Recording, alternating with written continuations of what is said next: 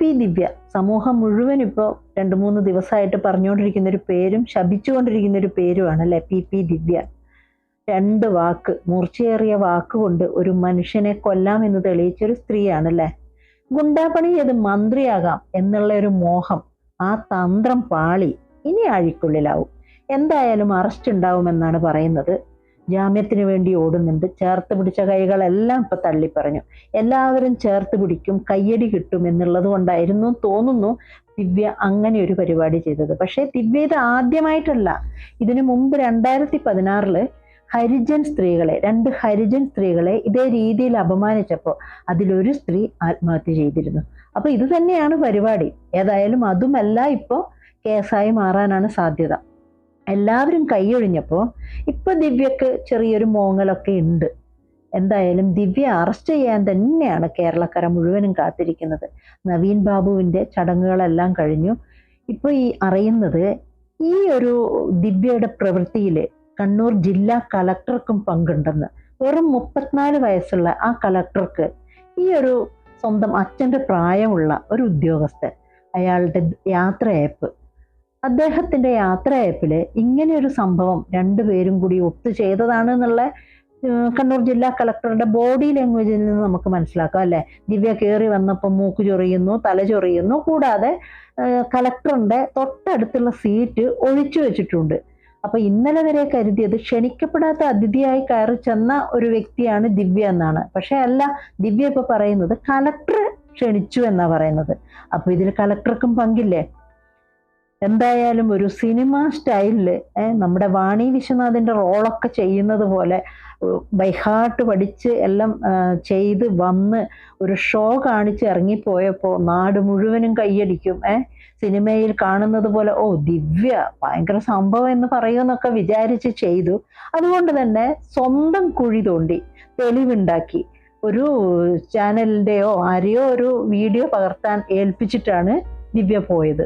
അതുകൊണ്ട് തന്നെ ഇത് കേരളം മുഴുവനും ലോകം മുഴുവനും അറിഞ്ഞു. ഇനി ഞാൻ അങ്ങനെ ചെയ്തിട്ടില്ല, ഞാൻ അങ്ങനെയല്ല എന്ന് പറയാൻ പറ്റില്ലല്ലോ.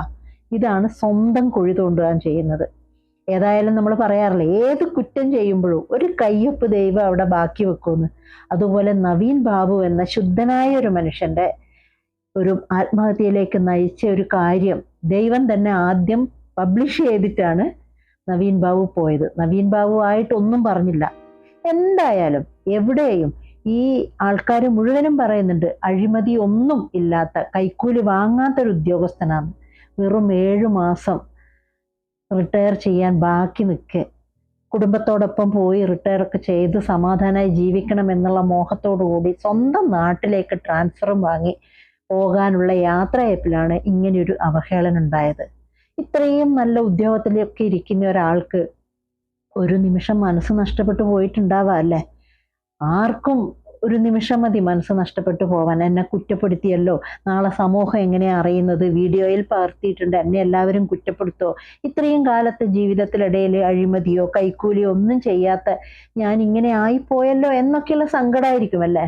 എന്തായാലും 2016 ഹരിജൻ യുവതികളിൽ ഒരാൾ ആത്മഹത്യ ചെയ്തപ്പോ അന്നും ദിവ്യക്ക് കുലുക്കം ഉണ്ടായില്ല. ചില സ്ത്രീകളും പുരുഷന്മാരും ഉണ്ട് സ്വയം തെറ്റ് മനസ്സിലാക്കില്ല. നമ്മൾക്ക് തെറ്റ് ചെയ്താൽ അത് എത്ര വലിയവരായാലും തെറ്റ് ചെയ്താൽ ഒരു സോറി, അല്ലെങ്കിൽ ഒരു കുറ്റബോധം, ഒരു മനസാക്ഷിക്കുത്ത്, ഇതൊക്കെ ആർക്കും മനുഷ്യൻ എന്ന് പറഞ്ഞാൽ ഉണ്ടാവണം അല്ലെ. അസുരന്മാർക്ക് പോലും ചിലപ്പോൾ ഇങ്ങനെയുള്ള കാര്യങ്ങൾക്ക് ഞാൻ ചെയ്തത് തെറ്റാണോ എന്ന് തോന്നും. അപ്പൊ ഇത് ഏത് വർഗത്തിൽപ്പെട്ട ഒരു സ്ത്രീയാണ്?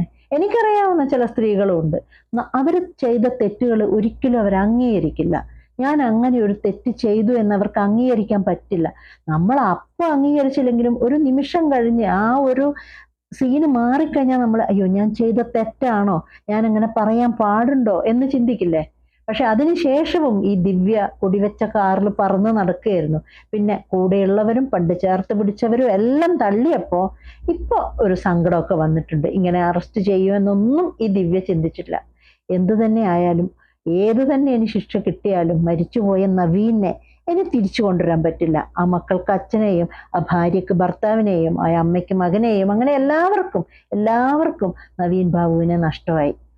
എന്തായാലും ദിവ്യ ചെയ്തത് തെറ്റാണെന്ന് മനസ്സിലാക്കിയില്ലെങ്കിൽ കൂടി നമ്മുടെ കോടതി, നമ്മുടെ സമൂഹം അത് മനസ്സിലാക്കി കൊടുക്കുമെന്ന് തന്നെ നമുക്ക് പ്രതീക്ഷിക്കാം. നവീൻ ബാബുവിന് നീതി കിട്ടണം. അമ്മയ്ക്കും മക്കൾക്കും ഭാര്യയ്ക്കും എല്ലാം നാളെ മനസ്സിനൊരു സമാധാനം.